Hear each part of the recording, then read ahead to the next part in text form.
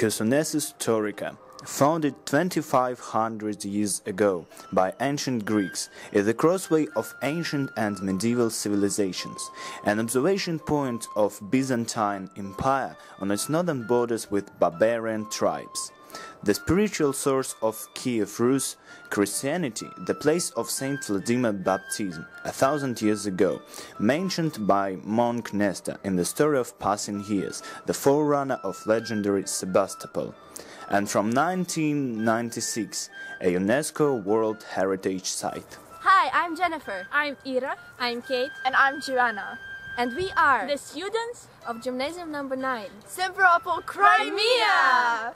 Happy birthday, UNESCO! This is Chersonesus, an ancient Greek trade city, the Byzantine spiritual Christian center. Welcome to ancient Chersonesus. Here, the ancient Greeks, gods, goddesses, and citizens built their colonies in the 6th or 7th century BC. Here are the ruins. During old Greek times, Chersonesus was protected by a high stone wall. It was a prosperous trade city-state with democratic rule. Its inhabitants produced and sold wheat and wine, salt, fish and fruit. They celebrated their holidays devoted to Dionysus and Zeus, Artemis and Hera. They performed in this open-air theater. Welcome to ancient Greek's theater. Here, Greeks performed, and centuries later, Romans made it a circus.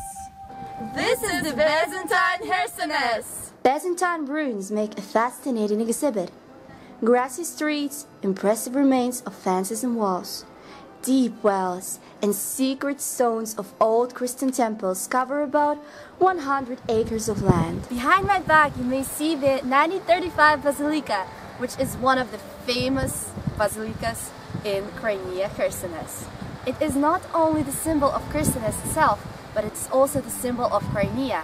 You may even see the basilica on the Ukrainian banknote. It was probably built in 6th century and found in 1935. Isn't it awesome? According to a legend, a pupil of Jesus Christ, Andrew the Apostle, taught local people here to believe in Christ in the 1st century AD. In 500 years, in early Middle Ages, dozens of Christian churches and basilicas were built in Chersonesus. According to the legend and historical facts, the baptism of Vladimir the Great took place in 988 in the Chersonesus, or it was called by the ancient Russian Kherson, and perhaps it was here. The place where Vladimir the Great was baptized now is named Uvarov Basilica. It was discovered and excavated by Count Uvarov in the middle of the 19th century. This basilica was great. It was huge. It stretched to the sea. Its floor was decorated by colorful mosaic. The main advantage of Chersonesus, this historical and archaeological open-air museum, is that you can wander along historic streets, enjoy the magnificent views, and touch the history itself. But its advantage makes its disadvantage. Chersonesus lands are inhabited by modern people with their houses, their property. Sometimes it causes conflicts.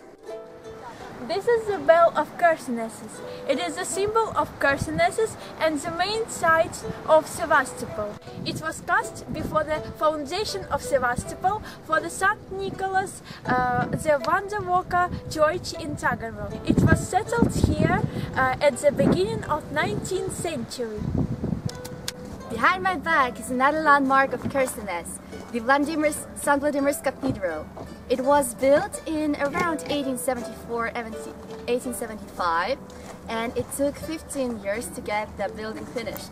So the author of the project was David Grimm, and he planned to get the building in Byzantine style, and it looks amazing.